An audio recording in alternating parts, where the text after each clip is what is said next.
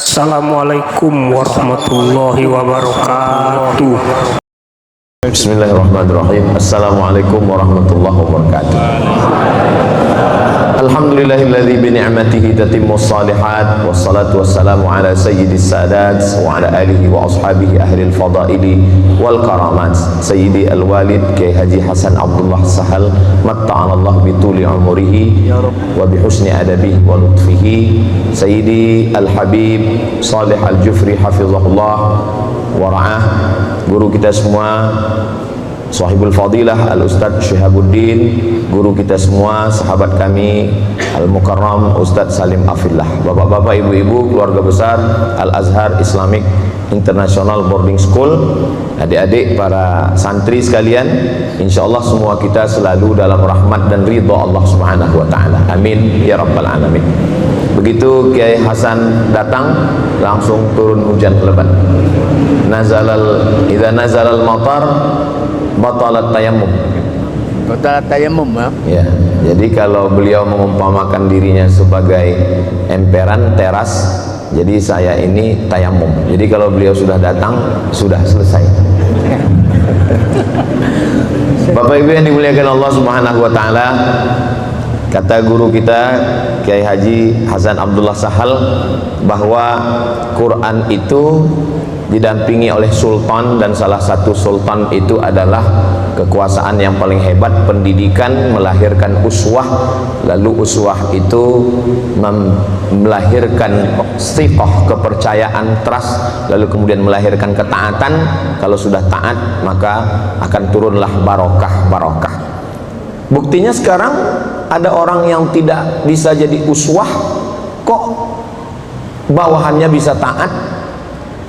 Berarti teori tadi bagaimana? Maka ketaatannya itu bukan dari hati, tapi karena takut diperiksa KPK. Itu bisa juga melahirkan ketaatan.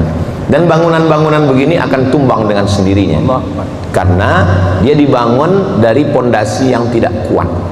Maka Al-Quran itu sebagai sebuah manhaj kehidupan, maka dia sudah memberikan kepada kita gambaran modal dasar utama bangunan. Ini bangunan yang kokoh, yang cantik dan indah ini, dasar yang pertama kali adalah ya ayyuhalladzina aman. Percaya dulu. Setelah percaya, ittaqullah, takutlah kepada Allah. Tapi takutnya bukan sembarang takut, haqqa tuqatih. Setelah muncul rasa takut, wala tamutunna illa wa antum muslimun. Percaya, takut, berserah diri kepada Allah. Percaya itu begini, kabarnya di Jalan Sudirman ada razia. Percaya atau enggak percaya? Saya percaya. Kalau percaya maka pakai helm standar SNI, pakai sepatu karena ada aturan baru, pakai sendal kena razia, sampai lampu hidup semuanya. Itu takwa namanya. Jadi kalau sudah percaya muncul rasa takwa. Jadi kalau kenapa orang tidak pakai helm, tidak peduli dengan sepatu, tidak peduli dengan lampu? Karena sebenarnya dalam hatinya iya kalau ada razia, kalau enggak percaya. Maka takwa dulu, setelah takwa barulah muncul iman, setelah iman baru muncul takwa, setelah takwa pakai helm, pakai sepatu, hidup lampu, muncullah rasa berserah. Wala tamutunna illa wa antum muslimun. Setelah sampai ke tempat itu ternyata razia memang betul-betul ada, dan polisi nanya, waktu itu dia muslimun, Pak polisi mau diapain pun saya siap. STNK ada, pajak hidup, BPKB, sepatu ada, semua ada. Ternyata pemeriksaannya terlalu halus sampai tutup pentil lubang angin, lupanya lupa. Berarti kurang pada haqqatu qati. Kalau haqqatu qati itu seleksi semua. Setelah tiga ini ada pada diri seorang muslim, iman, takwa, wa antum muslimun, barulah person-person ini bisa wa'tasimu bihablillah. Jangan pernah cerita wa'tasimu bihablillah kalau personnya tidak diisi oleh iman, takwa, dan muslimun. Iman, takwa, muslimun, iman, takwa, muslimun, iman, takwa, muslimun, barulah kita bisa bicara satu meja wa'tasimu bihablillah. Kalau kita berada satu meja, dasarnya bukan iman, takwa, dan muslimun, itu hanya kepentingan sesaat. Ingat, pilkada sementara, bersaudara selamanya.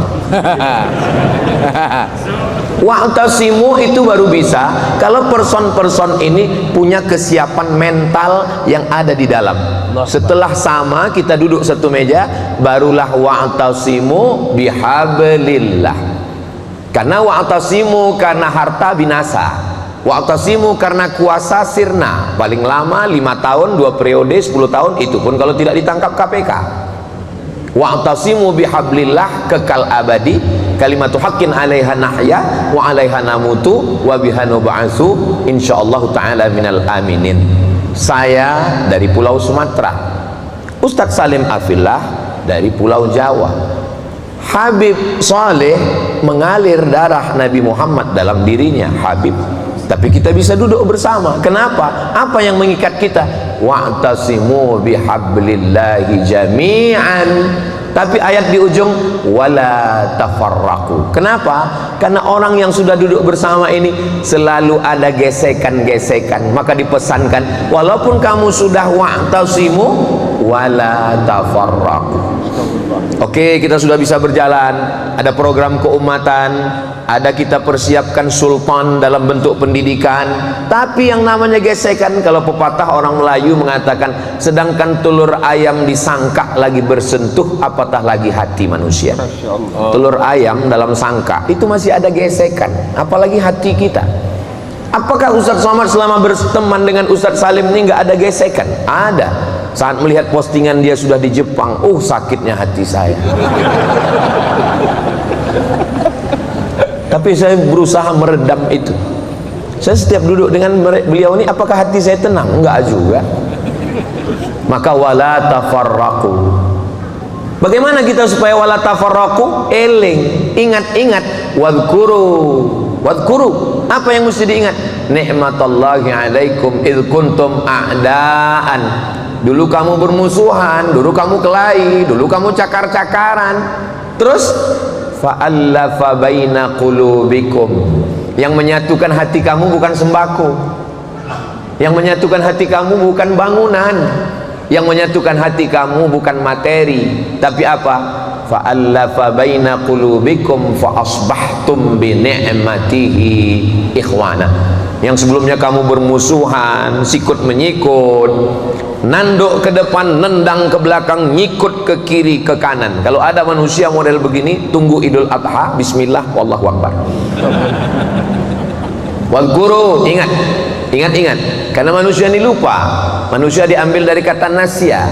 Nasya artinya lupa.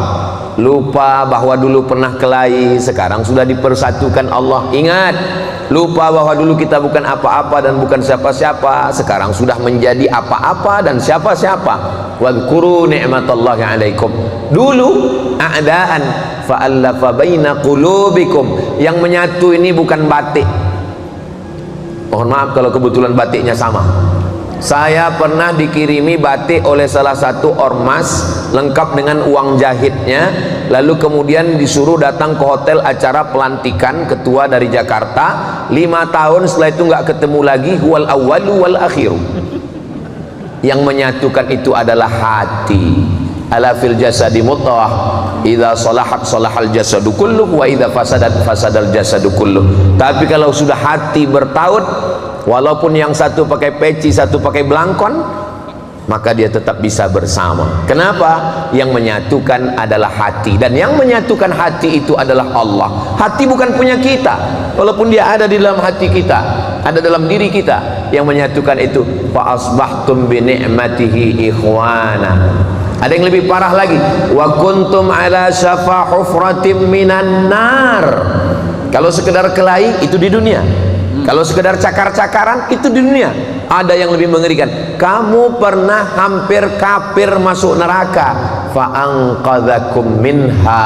2 kali diselamatkan Allah, diselamatkan di dunia, diselamatkan dari neraka, kadzalika yubayyinullahu lakum ayat. Ini tanda-tanda kebesaran Allah. Allah ketika bercerita tentang tanda kebesaran, inna fi khalqis samawati wal ardi wa ikhtilafil laili wan nahari la ayat. Tapi ada makhluk yang kecil disebut ayat. Ternyata kita bisa duduk bersama, bisa membuat satu lembaga pendidikan sultan bernama Tarbiyah wa Ta'lim. Itu adalah ayat, tanda-tanda kebesaran Allah. Jangan sepelekan. Yang namanya kekuasaan itu langit. Kalau bola basket itu adalah matahari, maka bumi itu adalah kacang hijau. Begitulah bentuk skala perbandingan antara makhluk langit itu. Kalau matahari itu bola basket, bumi sebesar kacang hijau. Lalu Abdul Somad itu sebesar apa?